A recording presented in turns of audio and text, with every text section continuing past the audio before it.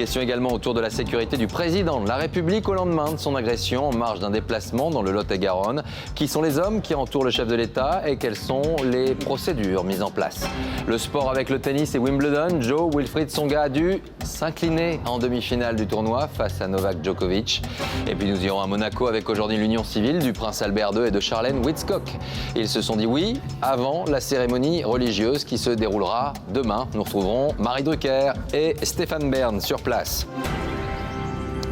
Voilà pour les titres. Merci d'être avec nous. Ce 1er juillet est-il le jour où l'affaire Dominique Strauss-Kahn aura basculé? En tout cas, l'audience qui s'est déroulée il y a un peu plus de 2 heures à New York, audience qui s'est décidée en urgence, est riche, vous allez le voir, d'enseignements. Dominique Strauss-Kahn, d'abord, est un homme libre, libéré de ses mesures de surveillance. C'est la conséquence pour le moment la plus visible des nouvelles révélations de son accusatrice. Le procureur a notamment révélé qu'elle aurait menti devant le grand jury. Alors, qu'est-ce que tout cela veut dire concrètement? Avant de prendre la direction de New York, le premier résumé du jour, image commentée par Amaury Guibert. Une voiture noire se gare devant le domicile de Dominique Strauss-Kahn. Il est 11h moins le quart à New York, 16h45 à Paris. Anne Sinclair ouvre la marche, DSK suit, une main dans la poche, visiblement détendue. Ils n'ont que quelques centaines de mètres à parcourir en voiture pour rejoindre la cour criminelle. L'audience d'aujourd'hui n'était pas prévue. Elle s'annonce capitale. Et c'est côte à côte que le couple se dirige vers le bâtiment, accompagné des 2 gardes chargés de la surveillance de DSK. La masse des journalistes est contenue par des barrières. 13e étage de la cour, il est 17h30. L'audience est ouverte. L'une des adjointes du procureur, représentant l'accusation, prend la parole la première. Bien qu'il soit clair que la solidité du dossier ait été affectée par de sérieux problèmes de crédibilité concernant la plaignante, nous n'allons pas abandonner les charges. Cependant, nous acceptons les demandes de la défense concernant l'allègement du contrôle judiciaire. L'un des avocats de DSK se lève et précise. La défense demande la levée de la caution et la libération sur parole de M. Strauss-Kahn, à la condition que son passeport reste confisqué. Après avoir entendu les 2 parties, le juge rend alors sa décision.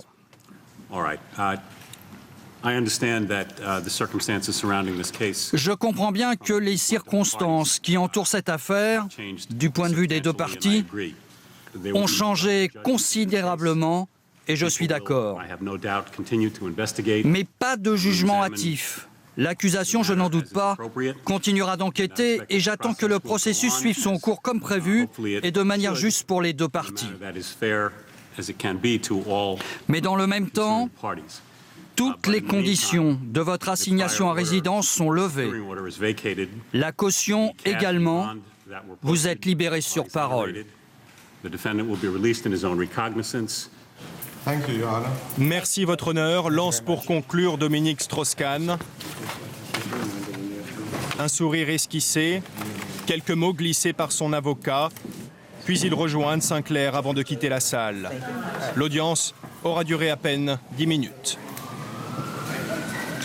À la sortie du tribunal, l'ancien patron du Fonds monétaire international sourit comme jamais depuis le début de l'affaire, la main sur l'épaule de son épouse Anne Sinclair.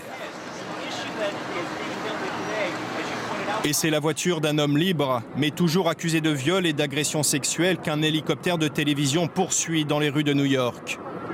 Peu avant 18h heure française, Dominique Strauss-Kahn regagne son domicile du quartier de Tribeca, cette luxueuse demeure qu'il peut désormais quitter quand il le voudra, même s'il doit rester sur le territoire américain. Bonsoir Maryse Burgot, vous êtes devant la cour criminelle de New York. L'audience a été une nouvelle fois assez courte, mais elle a été riche en informations. Quelque chose a changé. Les défenseurs de Dominique Strauss-Kahn ont marqué des points et les visages de DSK et d'Anne Sinclair étaient différents aujourd'hui.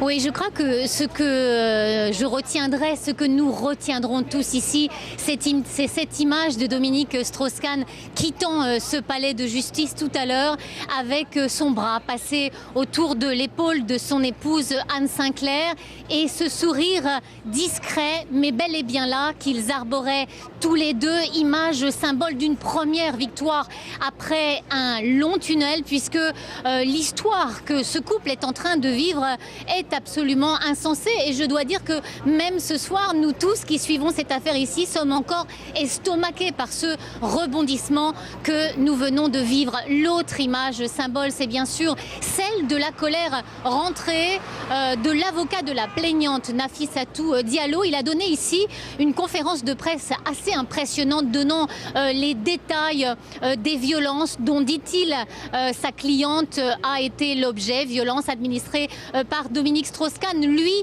maintient les faits, contraste saisissant entre cette colère théâtrale, dramatisée et le bonheur discret des épouses Strauss-Kahn. On vous retrouve dans un instant, Maryse. Alors comment et pourquoi les choses se sont accélérées ces dernières heures? Eh bien, ce sont les révélations concernant les déclarations de l'accusatrice, cette jeune femme, Nafissatou Diallo, femme de chambre, présentée depuis le début de l'affaire comme modeste, irréprochable et discrète. Elle est en train de changer de statut. Le doute s'est immiscé clairement dans cette affaire. Peut-elle être encore crédible aux yeux de la justice américaine? Marie-Pierre Farkas. Qui se cache derrière ce voile? Une mère modèle ou une manipulatrice? Qui est vraiment Nafissatou Diallo? La femme de chambre agressée dans la chambre du Sofitel de New York par un homme qu'elle dit ne pas connaître? Ou celle qui, selon le New York Times, téléphone à un ami détenu le lendemain de l'agression et lui demande « Avec DSK, tu crois que je peux obtenir combien ?» Est-elle l'employée exemplaire qui reste prostrée pendant une demi-heure dans ce placard? Faux, affirme le procureur Cyrus Vance aujourd'hui. Elle a menti devant le grand jury. Elle est allée faire le ménage dans une chambre voisine et elle est retournée ensuite dans la 2806. Pour son avocat, la version de la victime est la même depuis le 14 mai. Elle n'a jamais changé un seul mot dans sa déposition. Dominique Strauss-Kahn est arrivé vers elle en sortant tout nu. Il a d'abord agrippé sa poitrine. Dominique Strauss-Kahn a jeté la victime à terre et a déchiré un ligament de son épaule. Ce sont les faits médicaux. Le procureur ne remet pas en cause aujourd'hui l'agression, mais c'est sur son passé qu'il estime que la jeune Guinéenne a menti quand elle est arrivée aux États-Unis pour obtenir le droit d'asile. À son dernier domicile, dans le Bronx, on connaissait jusqu'ici une femme méritante qui a 2 emplois pour survivre et payer les études de sa fille dans un bon collège. On apprend dans le New York Times qu'un petit trafiquant a versé $100 000 sur le compte de Nafissatou Diallo. Le procureur dévoile ce soir que la locataire du 4e déclarait depuis 2 ans au fisc l'enfant d'un autre pour payer moins d'impôts.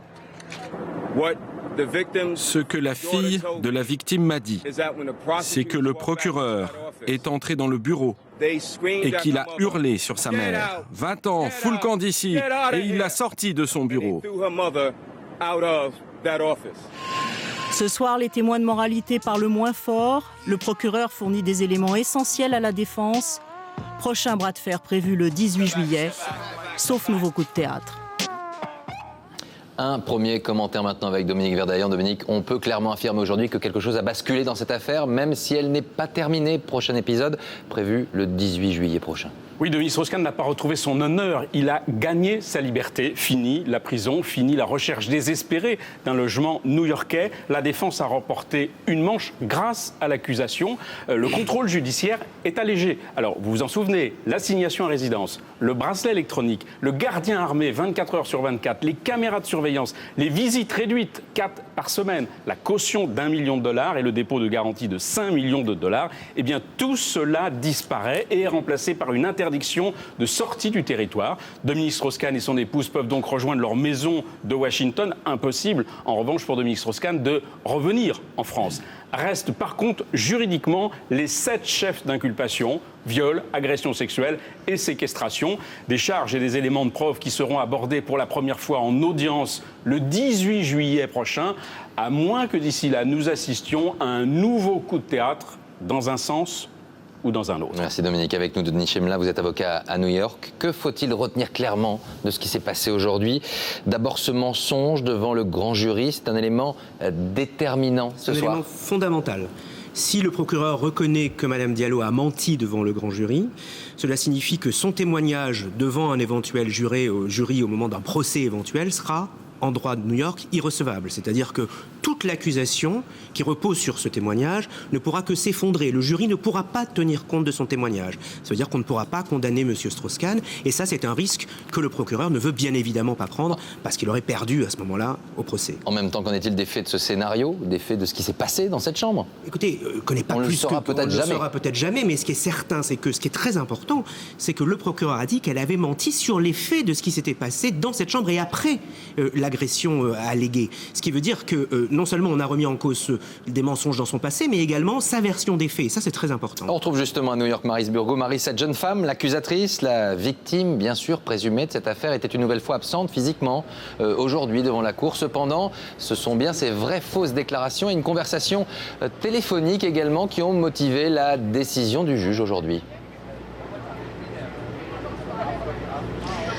Oui, vous le disiez, le procureur a dit d'abord qu'elle a menti devant le grand jury et ça c'est impardonnable aux yeux du procureur. Et par ailleurs, il y a eu effectivement cette conversation téléphonique qu'elle a eue avec une connaissance à elle, un détenu dans une prison qui était sur écoute. Or, dans cette conversation, Nafissatou Diallo a dit qu'elle espérait gagner de l'argent avec l'affaire DSK. Alors cette conversation était en peul, la langue native de Nafissatou Diallo. C'est peut-être pour cela qu'il a fallu du temps aux gens de la prison pour faire le lien entre Nafissatou Diallo et cet homme. Mais quand le lien a été fait, eh bien, il n'y a plus eu qu'à démêler une sorte de pelote de laine. Et c'est à partir de ce moment-là, entre autres, que le procureur a commencé vraiment à douter de la véracité de son témoignage. Merci Maryse. Avec nous ce soir également, Robert Badinter, ancien garde des Sceaux. Bonsoir, merci d'être avec nous ce soir. Vous l'aimez cette justice-là, cette justice depuis un mois assez spectaculaire, faite de rebondissements? Non, je ne souhaite pas que nous l'introduisions telle que dans la justice française. Je le dis clairement, je n'ai jamais considéré la justice américaine comme le modèle. Mais votre ici, sentiment ce soir? Écoutez, moi je crois que nous avons assisté en effet à un moment décisif dans l'affaire. Il y a des instants où on voit le mur de l'accusation d'un seul coup frapper, une brèche s'ouvrir, et à partir de ce moment-là, tout change. La grande différence, c'est que ça se passe publiquement, ici.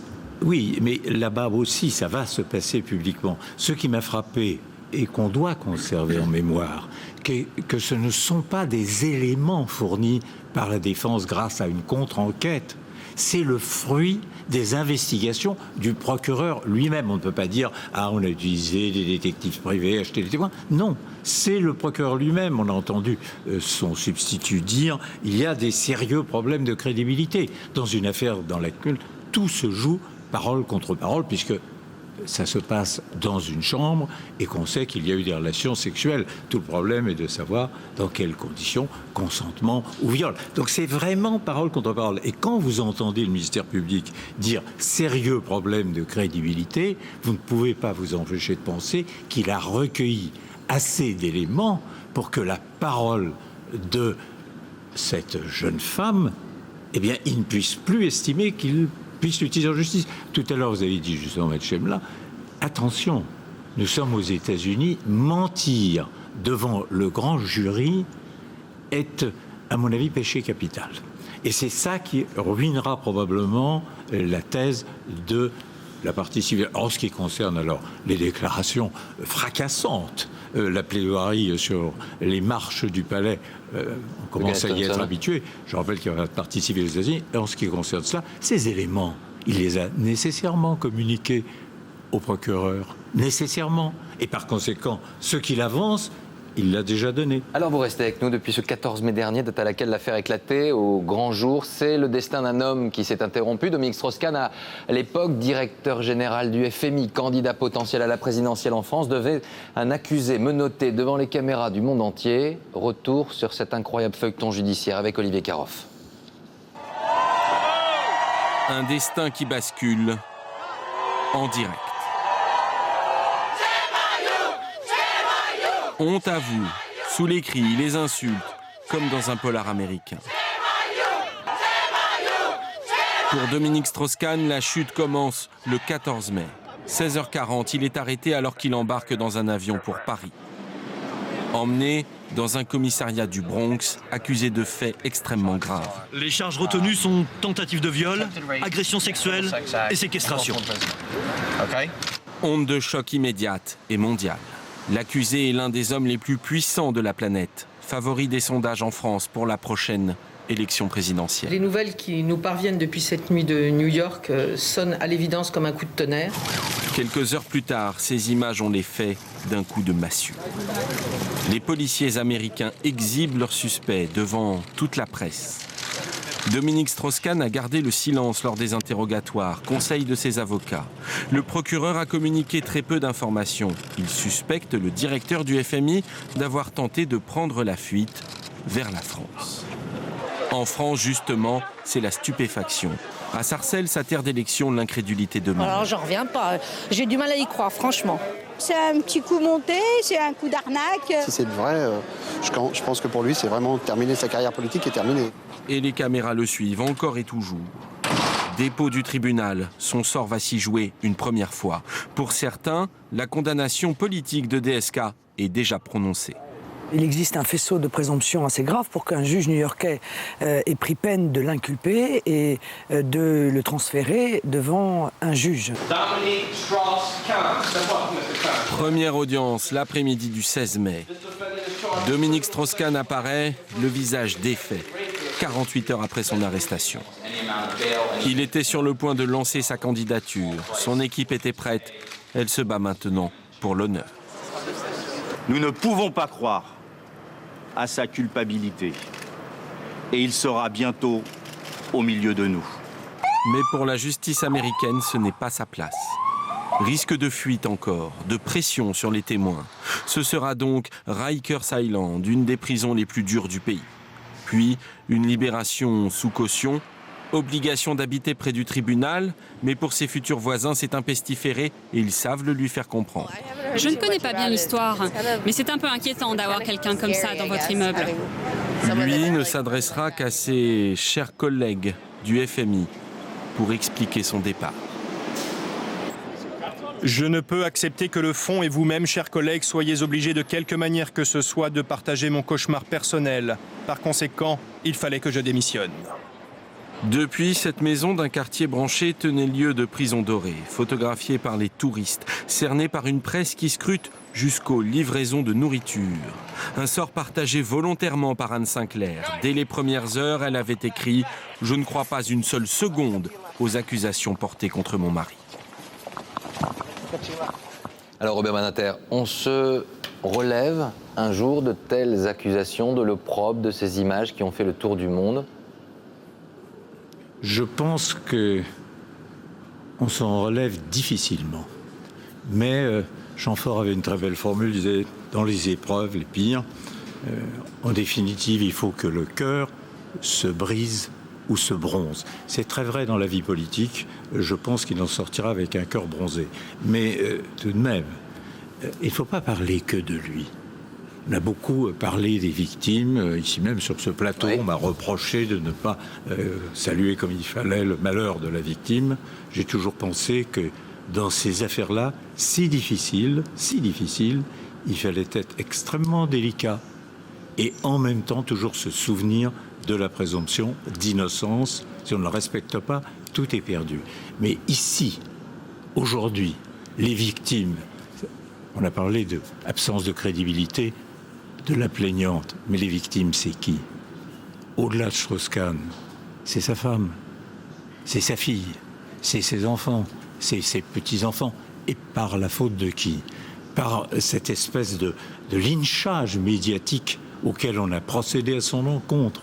Aussi bien au départ, nous l'avons tous vu, la longue promenade menottée, le visage des faits, au commissariat, ensuite devant le juge au moment du placement en détention, avec le visage marqué qui ne le serait, saisi.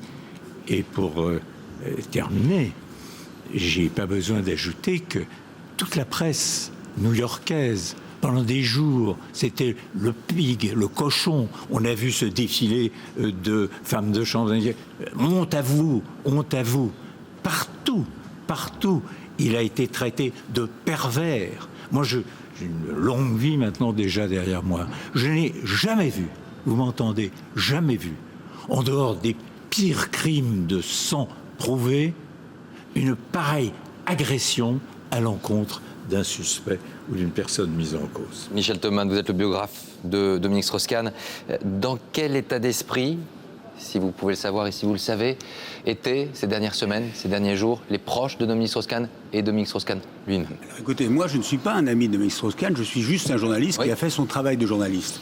Donc j'ai écrit ce livre, le roman vrai de Dominique Strauss-Kahn, et dans le cadre de ce livre, j'ai dressé un portrait psychologique de Dominique Strauss-Kahn. Et je me suis intéressé à sa relation avec les femmes. Donc bien avant le 14 mai, j'ai posé non seulement la question de ses relations avec les femmes, et le fait que c'est un séducteur, mais aussi la question de la violence. Parce que la question de la violence éventuelle était posée dans des rumeurs, des accusations. Et je raconte, dans la réédition du livre qui est sorti hier, je raconte aussi les gens qui m'ont approché, qui ont cherché à me vendre des fausses informations, les calomnies, les rumeurs, tout ce climat qui entourait la pré-candidature de Dominique Strauss-Kahn. Je raconte la montée de la haine contre lui en France, que j'ai vue. Je donne des noms. Je cite des gens, je dis les choses, je dis la vérité en tant que journaliste. Et donc, il y avait un climat qui préparait à ce lynchage. Ça, je peux en témoigner. Alors maintenant, sur l'état d'esprit de Dominique Strauss-Kahn et de sa famille, moi, j'ai eu juste 2-3 conversations téléphoniques avec lui. Cela a renforcé ma conviction que cet homme était innocent. Vos conversations avec lui vous ont renforcé? De brèves conversations. J'ai eu des conversations avec sa famille, je cite Anne Sinclair, je cite sa sœur Valérie Strauss-Kahn, parce que cette histoire m'a tourmenté en tant que journaliste. Je ne pouvais pas cautionner quelqu'un qui aurait été violent, qui aurait été un violeur. Et donc ça m'a tourmenté, mais c'est vrai que le son de sa voix, ce qu'il me disait, la manière dont il parlait, la sincérité de cet homme m'a convaincu, en plus de tous les éléments que j'avais trouvé durant mes enquêtes antérieures, m'a convaincu de sa sincérité et de son innocence. Ce n'est pas une vérité judiciaire, c'est une vérité personnelle et journalistique. Alors voyons comment tout de suite les habitants de la ville de Sarcelles, la ville dont Dominique Strauss-Kahn fut maire dans les années 90, comment ont-ils réagi à ces dernières informations? On se souvient de la stupéfaction et l'abattement parfois lors des premières heures de cette affaire. Aujourd'hui, c'est un tout autre sentiment qui semble voir le jour. Reportage sur place, Marie-Laurie Aounou et Alexis Jacquet. Ce sont les irréductibles, ceux qui, dès l'arrestation de Dominique Strauss-Kahn, n'ont pas voulu croire en sa culpabilité. Des anciens collaborateurs, des amis de son ex-fief de Sarcelles, un comité de soutien suspendu à l'audience de cet après-midi. Tombe la nouvelle, l'assignation à résidence est levée. Pas d'exubérance, mais du soulagement et une grande satisfaction, celle, disent-ils, d'avoir eu raison. Vous aviez confiance en Dominique Strauss-Kahn? Complètement, à 100%. On n'imaginait pas une seconde qu'il s'était passé ce dont il était accusé. Aujourd'hui, on voit bien que la supposée victime n'est pas du tout celle que l'on croyait. Et donc, oui, l'espoir change de camp, la logique change de camp, et on espère bien que Dominique Strauss-Kahn retrouvera rapidement et sa liberté et son honneur, bien sûr. Le dossier n'est pas clos, mais pour vous, les charges sont en train de tomber. Oui, bien sûr, bien sûr. Ils en sont sûrs, l'abandon des poursuites n'est qu'une question de temps. Les habitants de Sarcelles se réjouissent donc au présent. Ça y est, on voit que Dominique a été libéré. Il peut circuler sur le territoire américain. On est super content de la nouvelle et on l'embrasse fort avec sa femme. Déjà ce matin au marché, les Sarcellois avaient arbitré. DSK serait libéré. Après ces révélations, beaucoup espèrent déjà le retour de leur champion dans la course à la présidentielle. Oui, totalement. Je vote pour lui. Ah oui, moi aussi je vote pour lui. Ils l'ont sali. Maintenant, on votera pour lui quand même. Voilà. C'est tout. Maintenant, mais il ne pourra pas être remis dans la course. Mais au moins, il sera Premier ministre, la gauche elle passe. Pourquoi pas? Vous y croyez? Ah oui, j'y crois fermement. Mais pour DSK, ce sera un beau président, c'est sûr et certain. S'il envisage de regagner le cœur des électeurs, Dominique Strauss-Kahn sait qu'il peut au moins compter sur ses anciens administrés. Et coup de projecteur maintenant sur les réactions politiques. À gauche, on retient parfois la prudence, mais aussi de l'euphorie. On retrouve tout de suite Jean-Christophe Cambadélis. Vous êtes en direct d'Athènes, vous êtes un proche de Dominique Strauss-Kahn. Ce soir, pour vous, le doute est-il définitivement levé dans cette affaire où il faut attendre, rester prudent, car elle n'est pas terminée? Ce n'est pas terminé, mais une grande partie du doute est levée. Et comme beaucoup de Français, de militants socialistes ou d'amis de Dominique Strauss-Kahn, j'ai accueilli avec joie et je dois dire beaucoup d'émotion ce qui a été dit dans ce tribunal de New York et de voir Anne Sinclair et Dominique Strauss-Kahn sortir debout de ce torrent de boue. À vos yeux, Dominique Strauss-Kahn est devenu, aujourd'hui encore un peu plus, je dis bien à vos yeux, la victime de cette affaire? Bien, écoutez, à mes yeux, c'était déjà le cas depuis le début. Mais au fur et à mesure que la vérité se présente, on s'aperçoit que Dominique Strauss-Kahn est la grande victime de cette situation que nous avons connue à New York. Une question que l'on va se poser forcément dans les jours qui viennent.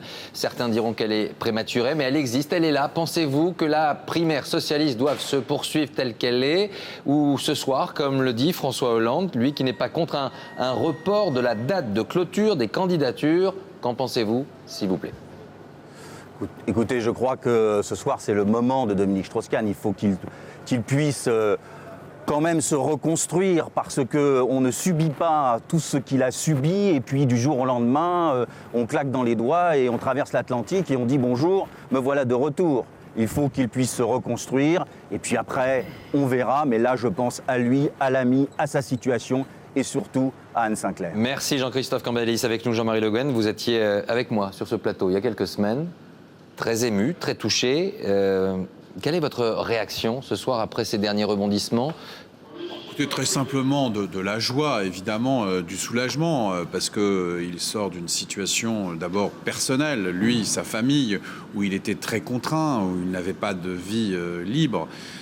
Donc déjà, premier soulagement. Deuxième élément, on voit bien que c'est une étape vers la vérité et vraisemblablement vers la reconnaissance de l'innocence de Dominique Strauss-Kahn. Et donc c'est un élément très important, c'est un tournant aujourd'hui. Et vous l'avez eu récemment au téléphone? Oui. Est-ce que quelque chose a changé aussi dans sa voix, ses mots? Écoutez, j'ai trouvé un homme très combatif. D'abord pour son innocence. Absolument. Au milieu de ses difficultés, c'est un homme évidemment qui s'enquiert de nous aussi, ce qui était la preuve, je crois aussi, de sa générosité, de ce pays, des Français. Mais au-delà, un homme très combatif pour faire reconnaître son innocence.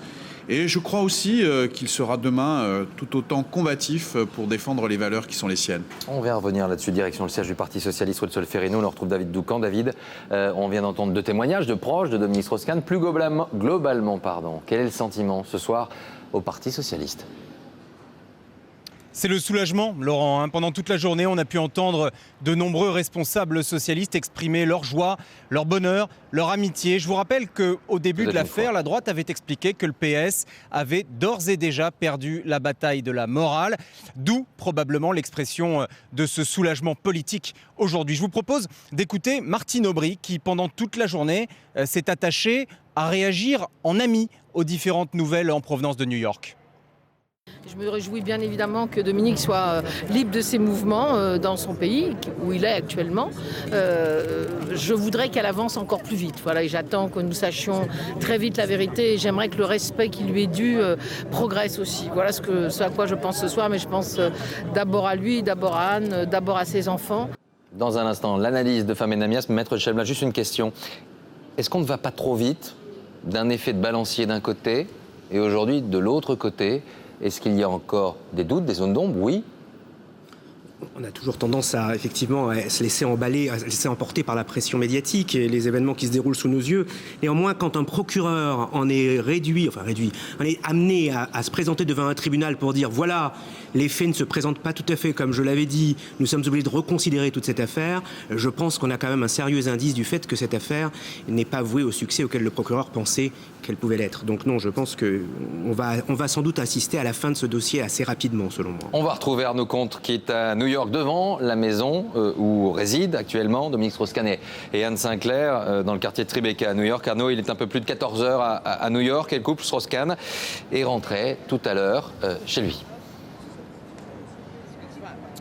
Oui, Dominique Strauss-Kahn, accompagné d'Anne Sinclair. Ils sont arrivés il y a un peu plus de 2 heures maintenant, de manière tout à fait tranquille. Ils ne se sont pas retournés vers la presse, mais Dominique Strauss-Kahn semblait détendu. Ils ont été rejoints quelques minutes plus tard par leurs 2 avocats. Eux qui restaient si discrets depuis plusieurs semaines, qui refusaient systématiquement toutes les interviews sont venues spontanément vers nous pour afficher leur optimisme, pour dire leur confiance. Ils ont en revanche refusé de dire si le couple Strauss-Kahn allait rester ici, dans le quartier de Tribeca, où Dominique Strauss-Kahn est assigné à résidence depuis plus d'un mois.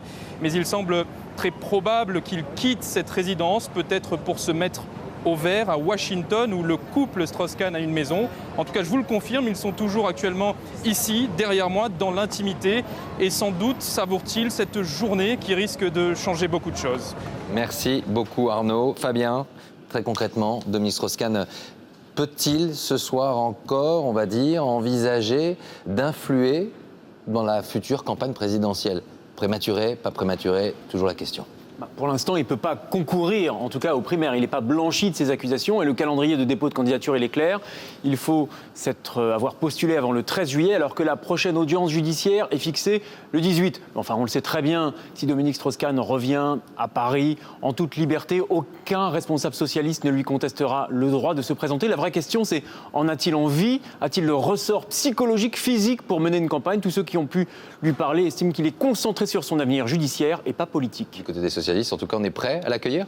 Martine Aubry, de toute façon, elle est candidate parce que Dominique Strauss-Kahn a été empêchée. Elle a toujours conversé avec lui, même depuis qu'il est cloîtré à New York, elle discute avec lui. Elle ne prendra pas position là-dessus avant de lui en avoir parlé. François Hollande, lui, il a été très vite. Écoutez-le.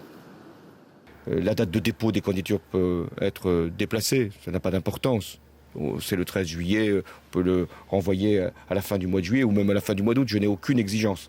En revanche, pour la date de la primaire elle-même, cette date, c'est le 9 octobre, un éventuel deuxième tour le 16 octobre, il faut garder cette date. Voilà pour cette hypothèse. Maintenant sur le palais de l'Élysée, et c'est Jeff Wittenberg qui est sur place ce soir. Jeff, l'Élysée et Nicolas Sarkozy ont été silencieux depuis le début de cette affaire. Est-ce que ce soir, cette doctrine, entre guillemets, est toujours d'actualité ?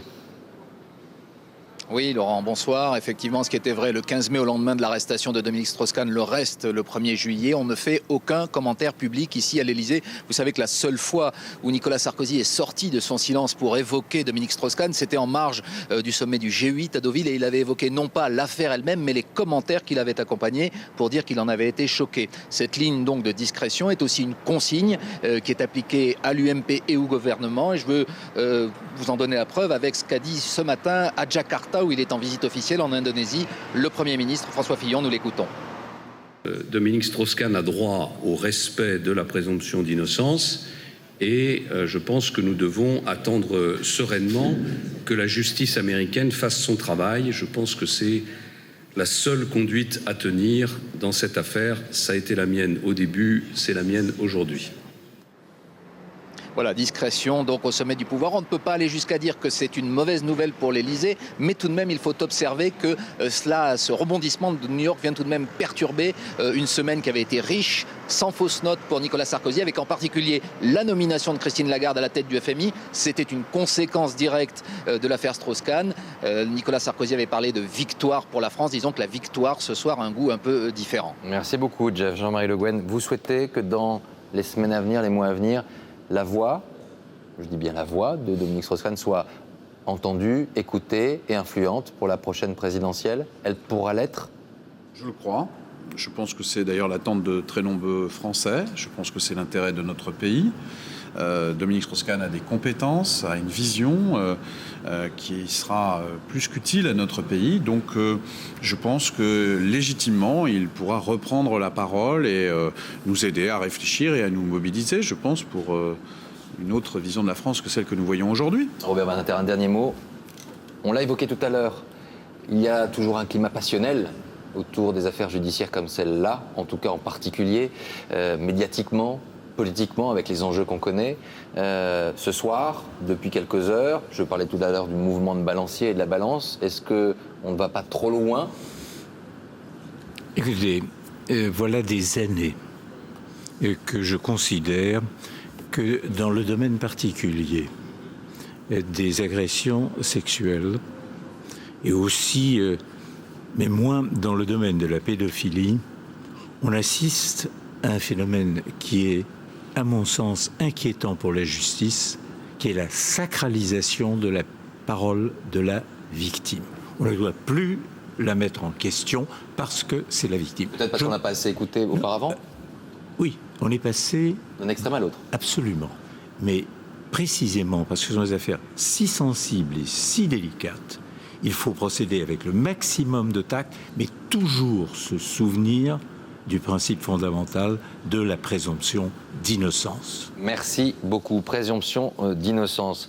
Un joli mot pour finir cette séquence. Voilà ce que l'on pouvait dire sur cette affaire Strauss-Kahn ce soir avec donc ces rebondissements. On y reviendra à la fin de ce journal. Il est 20h à suivre. Dans un instant, les questions. Merci à tous en tout cas d'être venus sur ce plateau. Les questions autour de la sécurité du président de la République au lendemain de l'agression du chef de l'État lors d'un bain de foule dans le Lot et Garonne. Nous irons à Monaco où le prince Albert et Charlène Wittstock se sont dit oui civilement en attendant la cérémonie religieuse qui se déroulera demain avec nous Marie Drucker et Stéphane Bern. Enfin, du sport, Wilfried Tsonga a perdu sa demi-finale. Novak Djokovic était aujourd'hui trop fort à Wimbledon. Mais avant cela, retour en France, à Pau, où l'émotion est toujours forte après l'annonce de la mort d'Alexandre, ce jeune garçon de 13 ans qui avait disparu il y a près d'un mois. Une information judiciaire pour assassinat de mineurs précédé ou accompagné d'actes de torture a été ouverte et depuis ce matin, les investigations se poursuivent pour tenter bien sûr d'éclaircir ce qui s'est passé le soir du 4 juin dernier. David Bazier, Bernard Bonarme. Devant le livre de condoléances installé à la mairie de Pau, le visage souriant d'Alexandre suscite un profond chagrin. Pour la mère et le beau-père de l'adolescent, c'est une douleur infinie. On a passé la journée d'hier à pas y croire, à se dire c'est pas possible, tout en sachant que c'était vrai, mais il y a quelque chose au fond de nous qui nous disait non, ça peut pas être lui. Pour nous, c'est dur de se dire qu'en fait, il avait vraiment aucune chance. Il a pu tenter n'importe quoi, mais bon, voilà. Ce qu'on veut, nous, c'est vite retrouver Alex et puis retrouver celui qui a fait ça. Et comprendre le pourquoi. Voilà, pourquoi tuer un gamin de 13 ans sans défense et puis le mutiler de telle sorte, c'est pas humain, c'est abominable. Au pied du poteau où le vélo d'Alexandre a été retrouvé, les habitants déposent fleurs et bougies. Certains se signent, beaucoup de larmes et de colère. C'est malheureux pour le gosse. J'espère qu'ils vont l'arrêter, ce salopard-là. C'est la chair de poule. Je crois qu'on est tous avec la famille. J'ai peur de sortir. Et j'ai pas envie de rester enfermée chez moi, mais bientôt ce qui va arriver, puisque j'ai pas envie qu'il arrive la même chose à mes enfants. Les plongeurs recherchent toujours d'autres fragments du corps de l'adolescent. Demain, une marche blanche traversera les rues de Pau. Les parents d'Alexandre ont annoncé qu'ils seront présents. 6 mois avec sursis, c'est la condamnation prononcée par le tribunal d'Agen à l'encontre de l'homme qui a agressé le président de la République hier lors de sa visite dans le Lot-et-Garonne. Un incident qui aurait pu être plus grave et qui pose la question de la sécurité du chef de l'État. Décryptage de tout cela avec Audrey Goutard. Ce n'est pas la première fois que sa garde rapprochée protège Nicolas Sarkozy d'une agression. Nous sommes en Allemagne, à Berlin, lors d'une visite officielle. Un coup de poing. Immédiatement, une armada de policiers en civil intervient in extremis. L'homme est plaqué au sol par des agents allemands et français. Les personnalités publiques sont des cibles idéales. En plein 14 juillet, des coups de feu sont tirés sur le président Chirac. Silvio Berlusconi, lui, est assommé lors d'un bain de foule. Même les papes ne sont pas épargnés. Benoît XVI a été attaqué au beau milieu de la messe de Noël. Pour tous ces déplacements, le président est systématiquement encadré par les hommes du SPHP, le service de protection des hautes personnalités. Il communique par des oreillettes avec d'autres policiers placés derrière la foule. Un filtrage est systématiquement mis en place. Il ne laisse passer en principe qu'un public contrôlé et confiné derrière des barrières. Les officiers de sécurité ne regardent pas les visages des gens, mais ils regardent les mains.